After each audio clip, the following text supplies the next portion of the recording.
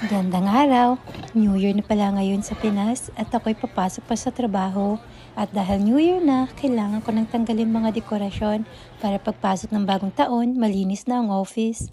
Nagbaon pala ako ng saging at saba galing to sa nilaga kong baka kagabi. Sabi ko, baka tamarin na ako magluto pagkarating ko galing trabaho. Kailangan meron akong ulam na nakahanda at hindi na ako nagluto ng sweets kasi meron namang fruits at okay na yon. Alam nyo ba, minamadali kong tanggalin lahat ng decor para pagpasok ng mga katrabaho ko. Makita nila na merong nagbago sa office. Yung natutuwa ka mag-decorate at ngayon parang empty na ulit. O siya, tapusin ko na muna itong ginagawa ko. Magchika ulit ako sa inyo bukas. Happy New Year nga pala sa inyong lahat.